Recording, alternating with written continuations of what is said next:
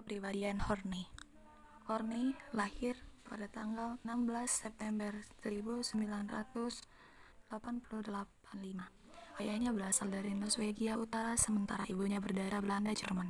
Sebagai seorang anak, Horney dekat dengan ibunya, seorang wanita intelektual dan kemauan keras, dan saling membenci ayahnya yang keras, seperti seorang kapten laut. Namun dia juga mengagumi ayahnya.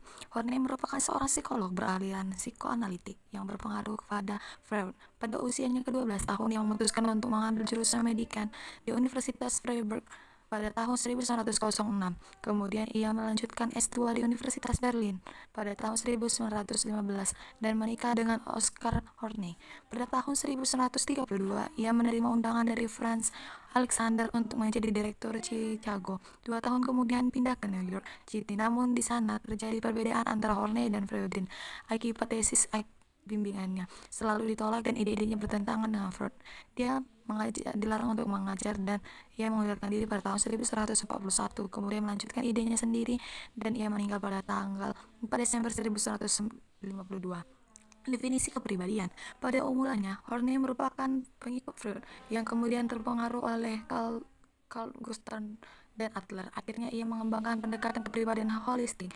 Manusia berada dalam satu totalitas pengalaman dan fungsinya dan bagian-bagian kepribadian.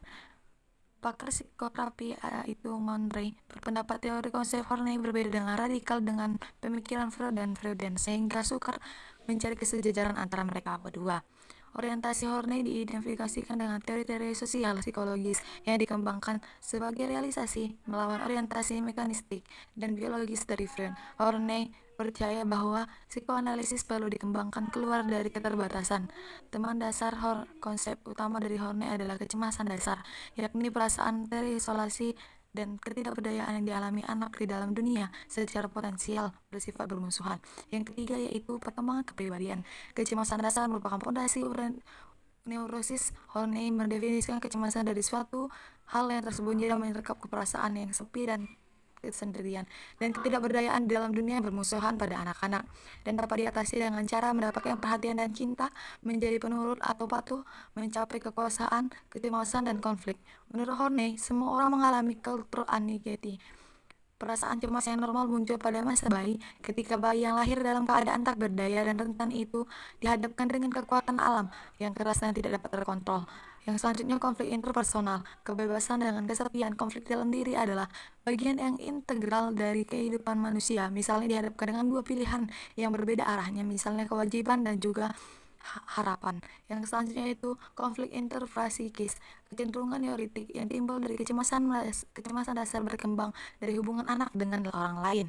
Yang keempat yaitu abnormalitas. Abnormalitas merupakan kecemasan yang timbul dari kebutuhan dasar, misalnya perlindungan dalam penolakan yang berlebihan. Abnormalitas juga bentuk muatan kecemasan berlebihan, yaitu hanya dapat dilihat dari antieksi. Misalnya juga keinginan dalam perlindungan dan penolakan secara berlebihan.